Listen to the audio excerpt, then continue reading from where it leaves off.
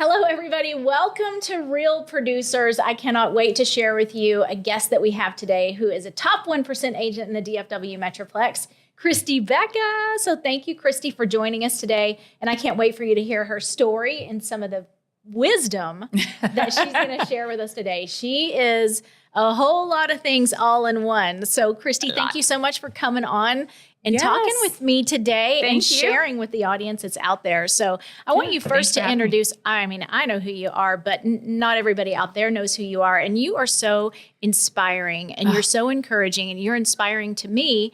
And I know to many others with all the things that you have done in your life. And so we're going to get into the meat of that. You haven't always been in real estate, but you've had quite the journey as an entrepreneur and a woman being in the business world. And so I'm super proud of you and your growth has been amazing. So anyway, thank you. But I do want you to introduce yourself and tell everybody who you are and what you do. Yes. Well, first of all, thank you, Julie, for having me. I love to be here. Thank you so much. For that wonderful introduction. You can do that every day. That just makes me feel so good. That's amazing. No, I appreciate that. Thank you. And yes, my name is Christi Beca, and I run a real estate team here, the Christi Beca Realty Group, and I also run a nonprofit called Flower Mound Women in Business. So I do stay pretty busy. I'm also a single mom to two amazing children, Brooke and Ashton. Hopefully, they never watch my stuff that I do, so I don't even know why I'm giving them a shout out. No, I do love them dearly. So one day when they watch, hello, how are you? And so I stay really, really busy, but that's always been my nature. I love being busy and, doing all the things. You do a lot of things. So, okay. So your journey into real estate. Yes. I guess let's start there because I know that you did many things before that, and I do want to get to those things, but I want to know about the moment when you said, this is it. I am going to do real estate, and you went for it. And my goodness, look what happened. Now you're in the top 1% to 2% in the entire DFW Metroplex, and very successful as that at that. And not only so, you just mentioned you're also running a nonprofit and being a mother. These are a lot of things to juggle. And so in the last episode that we did with Real Producers, we were just talking about work-life balance. And so we're going to table that discussion in just a minute. Is that a thing? That might not even exist in your world. That doesn't exist in my world. I'm like, what is that? Someone please tell me what that is. But I do want you to talk to the audience and myself about the moment that you decided to jump into real estate. What made you make that pivot? Now I can laugh about it now and, now that I'm out on the other side, but it was a decision that I kind of fell into about back in 2012. I went through a not so great divorce, and I loved being a stay-at-home mom and doing my things and doing all the things with the kids and whatnot, but then found myself in a tough situation and found myself divorced and found myself in a situation to where I didn't have very many options, and I was faced with homelessness, and it was really tough coming out of the divorce and having single mom of two kids and having to find a career and get back on my feet and work and find who Christi 2.0 was going to be. And I had to move in with my parents because I was basically from the divorce, and we had no money and we were broke and homeless, for lack of a better word. And had to move in with my parents and start my life, like I said, completely over. And so from that, I had to do a lot of soul searching and figuring out what I wanted to do with the rest of my life. And I actually came from a background in real estate. So my dad was a big broker in Oklahoma. And so I grew up in the real estate space. And it's funny now because I vowed I would never be a realtor. Actually, I was like, I hate realtors. I don't want to be a realtor. I now take that back. I love what I do. And, there's a wonderful and a lot of great realtors and real estate agents out there. But I moved in with my parents and decided, okay, I'm going to start over and get my real estate license and, start real estate. And, I got licensed and just hit the ground running. And I knew at that point failure was not an option. And, luckily, by the grace of God and by my parents, I was able to have a built-in babysitting, built-in babysitters. And I was able to, commit everything I had to real estate. And so I was doing it, 14 hours a day. and from sun up to sundown and talk to anyone and everyone who would listen to me about real estate. And that's how I started my career. Mm-hmm. I was living with my parents and lived there for a couple of years until I could get on my feet and so I could buy a house of my own. I was just going to ask you, how long did it take you to like say, okay, I've made it, I'm doing it, it's happening? It's about 2.5, 3 years. I was on a mission. I was like, okay, failure is not an option, and my kids are watching me, and so I have to. It was definitely the perseverance. I mean, you can get knocked down in life, right? But it's a choice to either stay down or get up and go. And because I had 2 kids that needed me and depended on me. How old are your kids now? Oh my gosh, now they're 21 and 17. Okay. And have you ever had a moment where your kids have said to you, "I'm proud of you"? Oh, completely. Yes. And it made it all worth it. And a couple of times actually. And my son, he's now a senior at Baylor. And, he was it last year or the year before? As a matter of fact, I printed it off because I was like, I'm going to save this forever. But he did. He sent me a very sweet text and was just, I'm so proud of you. Now I get it. How hard you worked and all the things. I'm like, oh, I'm like, oh my gosh, it makes it all worth it. And my daughter, she does that quite often. So it fuels me to be the best version of myself I can. For them. But I don't know if you've ever thought about this, but they're watching you be an entrepreneur. Oh, 1,000%. You've always been an entrepreneur. Yes. And I've always had that entrepreneurial spirit as well. And so for many years, I homeschooled my children. God love you. Right? Me too. Hello. I say that mother of the year. That's what I say about myself because it was not easy. But one of the things I did make them do was watch Shark Tank. Yes. As an assignment. Yes. Because I did that with my kids too. See different leadership skills and different things in them. But one of the things I said to them is you can never work or depend on working for other people in your life. You have to be able to self-sustain. Absolutely. And have some kind of side hustle for yourself where if all things fall apart, there's some kind of way that you can make income. So I was trying to push them in the direction that I pushed my own self as a teenager, which was by the time I was 15 years old, I was teaching other people how to play the piano. Oh my gosh. And wound up going to a high school for the performing arts to play the piano. So I was thinking, in the box, this is the way I did it. This is what you're going to do. Look, you're going to play guitar because you're good at it. And now you're going to know how to teach people. And then you're going to play the drums because I've always wanted to play the drums. So you're going to play the drums. And it didn't work, really. I bought him the zildjian cymbals and all things trying to entice him. And it worked for That's brave as a mom wanting to buy your kids a drum set. No, because I wanted to play. Right. So I wanted you to teach me, but anyway, my plan didn't work. But they are entrepreneurs now. They're 21 and 23 and doing the entrepreneurial thing. So I say all that to say they are watching you 100%. and they're watching you grow. So can you, obviously, okay, I get it. Getting into real estate was birthed out of desperation and need and a huge challenge in your life. But prior to that, you were still an entrepreneur. I was. And you started another business. And I want to hear just a little bit about that and what in the world made you start Beca Bags. So tell everybody what Beca Bags is all about. Oh my gosh. So I've been a serial entrepreneur since I can remember. And, I think anyone who's an entrepreneur and wants to go into business for themselves, you always have that fire inside of you that, if you can't find something that you really, really want, what do entrepreneur people do? We create it, right? So it's like, okay, I can't find this need in the market, so I'm going to create it. So Beca Bags was a couture diaper bag company that I started when my son was 6 months old. So my background actually went to OU and went to the Price School of Business. So I had a business background, have double degrees in business and finance and whatnot. And so I put that, I honestly, I don't know what I was thinking when I decided to start that company because I had a brand new baby.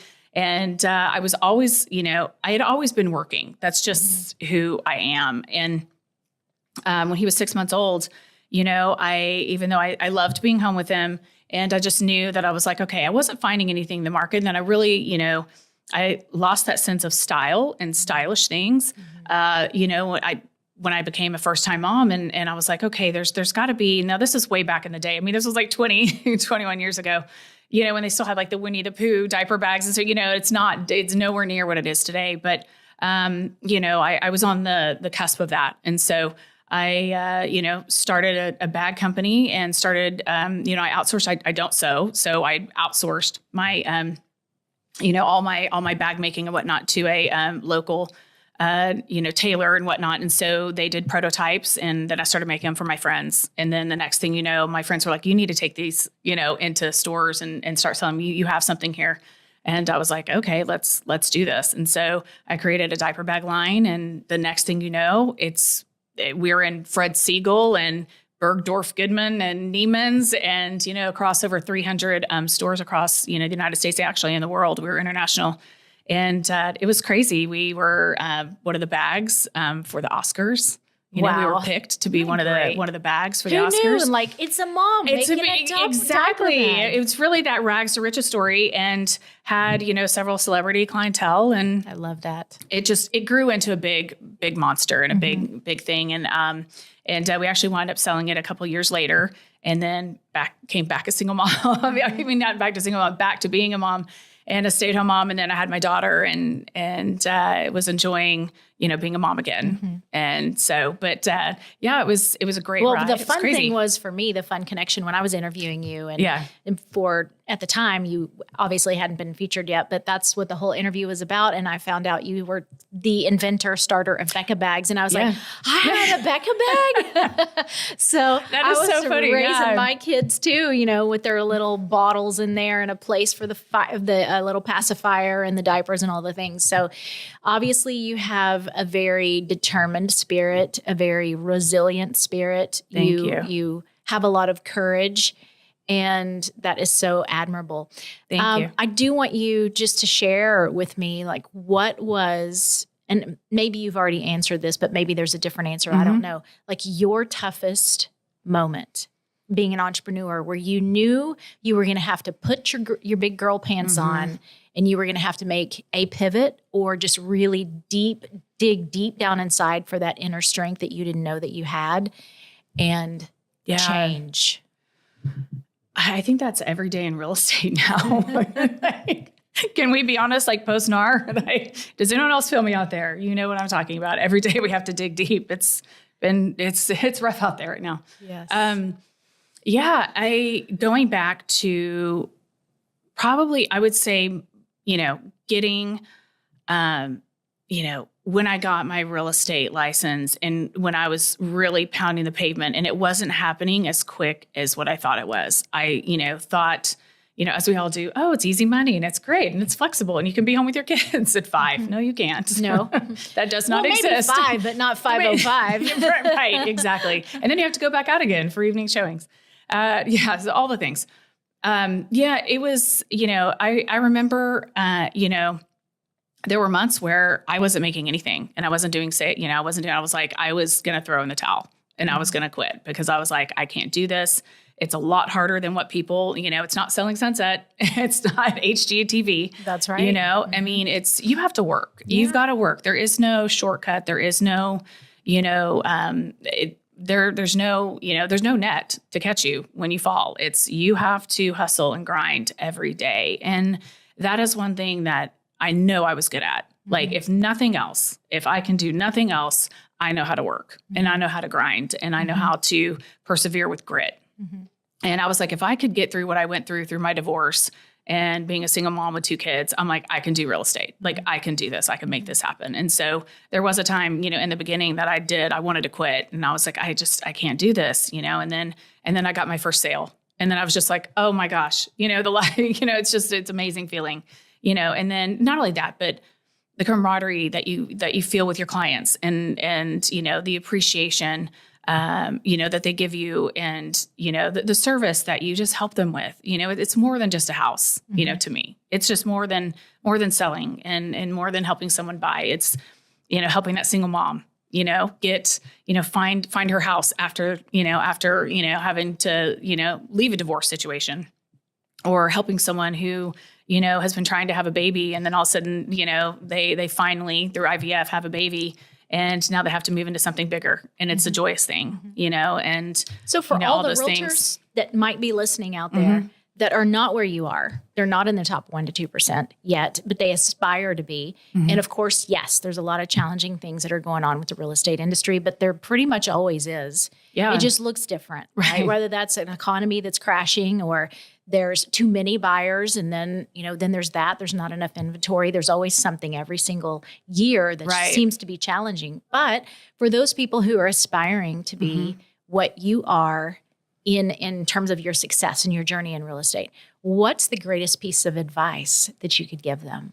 Oh my gosh. Don't quit. Yeah. Don't quit. It's going to be hard.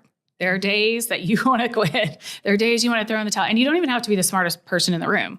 You just have to be the one that's willing to show up and the one not to quit and the one to keep going and keep going and keep going and keep doing the open houses and keep meeting people and keep talking about real estate and keep showing up. Because this is, at the end of the day, it does turn into a numbers game, and it's the amount of people, that you talk to or that you can talk to, about real estate. And, it's that person you may not get that sell right now, but they may call you in 6 months. Right. It's all about, as people know, it's a relationship business.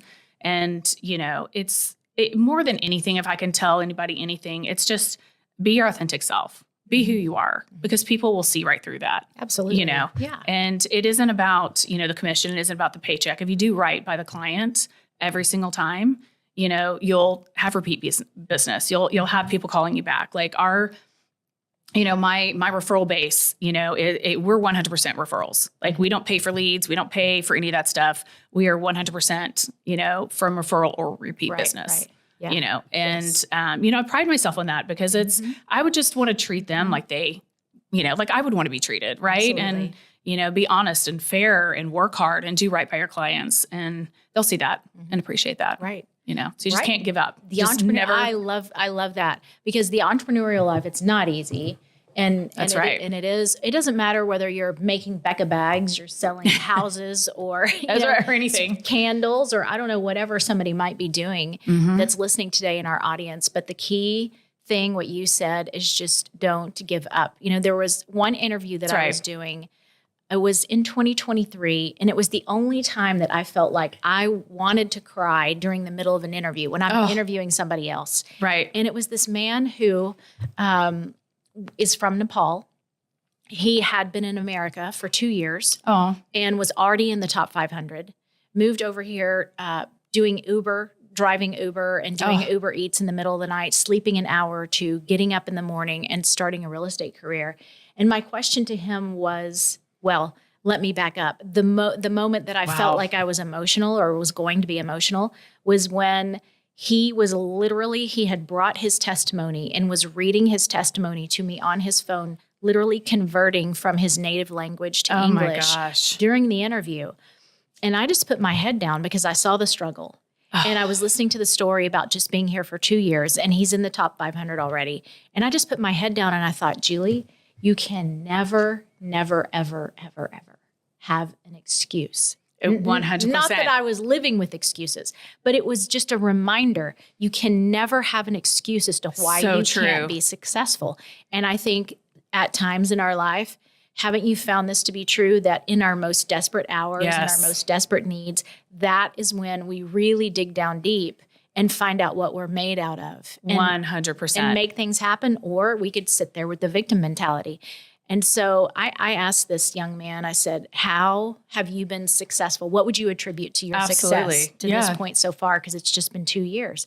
And he said to me, his response to me was, I talk to everybody. Yes. Everybody. He said, there's somebody at the gas station. I talked to him at the gas station. Here's my card. There's somebody over here. I talked to somebody over there. Now, I don't know that I would walk up to everybody and say, did you know that I'm a camera confidence coach, or whatever, a media presence coach? I will tell you, but that is hilarious. That reminds me of a time, and that is so true that I can't even believe I'm actually going to tell the story, but I'm just going to. It was a couple of years ago, and I was so sick. I think I had food poisoning or something. I mean, it was really bad. And I, had my daughter. I was like, you need to take me to the hospital. Is I just felt like I was going to die. And she grabbed my purse, and it was in the middle of the night, and I was in pajamas and everything. I'm like, I went as is. And anyway, so went to the hospital, and and in the ER, and they gave me something, and I was fine, and I just stayed there for a couple hours, and it was all right, and I got all the medicine and everything. But I remember being all hooked up. And I was talking to the doctor and he's like, oh, I see you're in real estate. And I literally had my daughter get into my purse and grab my cards. And I was talking real estate as I'm like dying in the ER. I'm like, take one of my cards.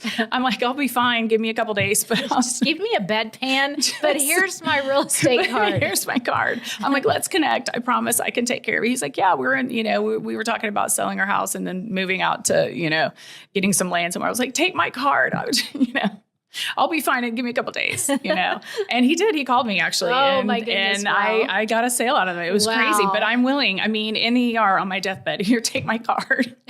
I love that. While you're in it. But I mean, that's what it takes. Right. It takes, it takes. Well, when you're fine to eat, you're going to do what you have to do. Absolutely. And especially in this market now, it's feast or famine. And, I know interest rates are coming down, but inflation is high and everything costs more. And, it's a challenge to find people the right houses. And of course, the NAR settlement and everything, it's just the perfect storm of, of chaos, for real estate. And I always tell them, like, hug your realtor. We're not okay. Right? I love that. We're not okay right now. That needs to be a t-shirt. It needs to be a t-shirt. Seriously, we're not okay. We're not okay. I love that.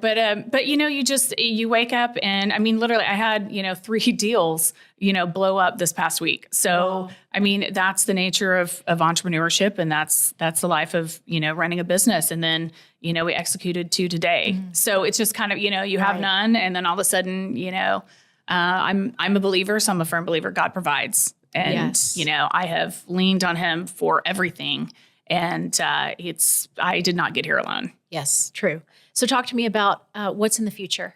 Yes. For you. Oh my gosh. So, in line with real estate, I also founded a nonprofit, coming out of the situation that I was in, speaking of God and whatnot, when I was living at my parents' house, and I was just, I was like, how can I pay this forward? I was like, God, if you help get me out of this situation, I will forever pay it forward. And, it was heavy on my heart, and I started the Flower Mound Women in Business Group. Because I didn't want any other woman that had to go through what I went through and kind of feel devastated and know where to start and no one to talk to and where are the resources and who do I go to? Where do I even start? Really, you start from nothing. And, and so I started the nonprofit in 2015 and got, happy to say we'll be 10 years next. Oh my goodness. In 2025. It's crazy.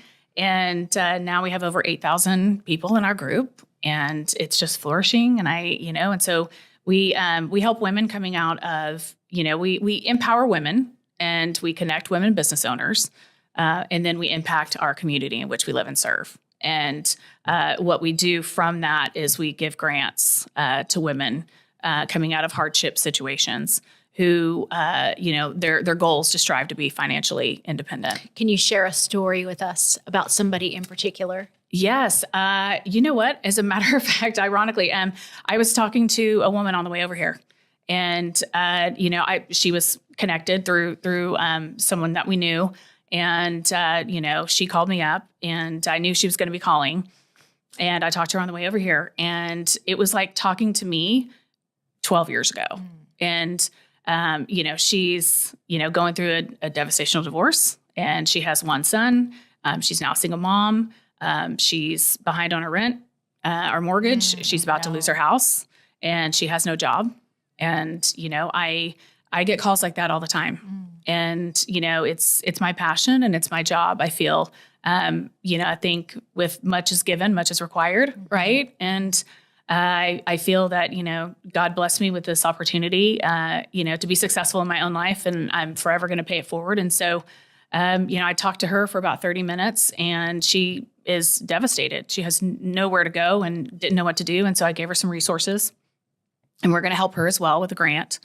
And so she's going and filling out all that paperwork and doing all the things. But, she was like, it just touched me because it was just the same similar situation. She's like, I've had to spend 2 nights in my car.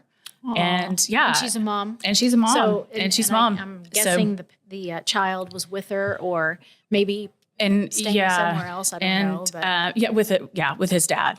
And, but she's like, she's like, I need a job and I have nowhere to go or don't know what to do. And I said, we've got you. Right. We've got you. With 8,000 women, there's connection somewhere. 1,000%. Yes. I was like, we've got you. Don't worry about it. And I told her what she needed to do. And so she's working on those steps today. But it's calls like that, that we get often. And that's part of the nonprofit of what we do is connecting, women business owners to other people. And we truly believe that giving, it's not a handout, it's a hand up, to women who really want to better their lives. And they're just stuck in a, crappy situation. And, through grit and perseverance and all those things, we mentor them and get them out of those situations so they can flourish and, get right back out there. And, it's not what happens to you, it's what you choose to do about it. Correct. Yes. Oh, absolutely true. Yes. And so, it's, so we accept, donations. We're a 501c3 and, Can you tell people how? Yes. Where to go? That? Yes. Absolutely. So so if anyone's interested in learning more about what we do for our nonprofit, you can go to www.fmwib.com. And that's Flower Mound Women in Business.com. So it's the acronym fmwib.com. I love that. Yes. To learn more. So needed. So needed. I'm so glad that you did that and did it out of a need. One of my very favorite lines. I love this line so much. It's just a childhood movie. It was Robots. And one of this little characters, and I wish I could remember who it was. It might be Robbie, but I'm not positive. But he says, fill a need, see a need, fill a need. Yes. And I tried that on my kids when they were teenagers, like, see this trash can? This is a need that you all need to fill and you need to take it out. But that didn't work. But I did say it all the time. See a need, fill a need. Yes. And it's in there. It's in their little brains. But that's exactly what you did. See a need, fill a need without maybe even realizing so much so that's what you were going to do initially. But look at what's happened in 10 years, how much it's grown, what birthed out of that, how many people's lives that you've affected. It's and crazy. So one day when you get there, my friend, you're going to hear, well done, my good and faithful servant. And isn't that the best thing to ever hear? Absolutely. Yes. Amen. Yes. Amen to that. So I love that. In the last few minutes that we have together, this is not easy. Being an entrepreneur, having this real estate career, running a nonprofit, and I happen to know that you are also going to be guesting on TV shows coming up. That is, yes. And so I want to know about this work-life balance. You said, what is that? There has to be some kind of time where Christi can just take a moment and do some self-care. And I want to just talk to people about that because I know for me, it's so hard. If I don't have my quiet time in the morning, and when I'm saying quiet time, I'm talking 2 hours. Like it takes me a minute. Yes. A minute to get out of bed, and then it takes me another hour to actually wake up. But during that time, I'm having the long bath and the quiet time, the prayer, the Bible reading for me. Other people, it might be exercise. I'm not quite awake enough yet. But not there yet. Talk a little bit about self-care and how you balance that. Yes. First of all, what is it? What is self-care? No, it's very important because, if you can't pour from an empty cup, right? You just, you've got to refill your own cup before you can give to others. And, it's easier said than done, and, that's for sure. I try to carve out those times, to whether it's, in this industry, it's 24/7, right? In real estate, there's no days off technically. And even when you are taking days off or even on a vacation, right? You're constantly checking your phone and you're working. Yes. So, and that's when you're working the most because people only want to see houses or buy houses when you go on vacation, right? So, but as far as the self-care, I try, to have my morning time, like before kids wake up and have to run my daughter to school or before, I start receiving 1,000 texts in a day and all the things, I try to take my morning to, really just kind of reflect and have me time and, reading the Bible or, taking a walk or, just kind of sitting outside by my pool or just having my coffee and my kids know, like, don't talk to me until my second cup of coffee. Like I'm not coherent.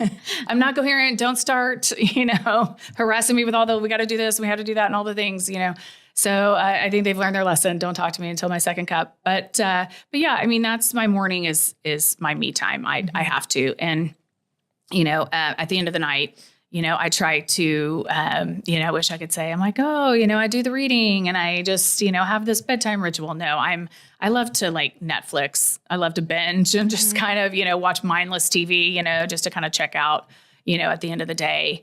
And just kind of carve out those times and trying to find time off too. Like not every day is going to be crazy for me, and so I try to, take a half day on Fridays or carve out some time during the week to kind of take a half day here or there and, go to lunch with friends or, kind of do, nothing that's, nonprofit or real estate related. Right. And just keep your sanity. To keep my sanity. Yes. And then there's Amazon. Right. Oh gosh. Can we talk about Amazon for a minute? I have gotten in trouble recently with that. I'm not one of these. Oh my gosh. What do you call that? Shopping network or what is the other one? HSN. Whatever. HSN and QVC. Yeah. QVC. I couldn't think of that. I have never been one of those, but I cannot. I'm sometimes have trouble sleeping, so I'm getting up in the middle of the night, going into the other bedroom so I don't disturb my husband. And then I'm like, now what? So then I get on social media, and sure enough, I see all the little girls on there trying on all these outfits, push my LTK link or whatever, and I wind up on Walmart or Amazon or wherever, and I'm like, I think I'll buy those pants. Those look so cute. I was about to say the jeans, like, the cute little jeans that person was wearing.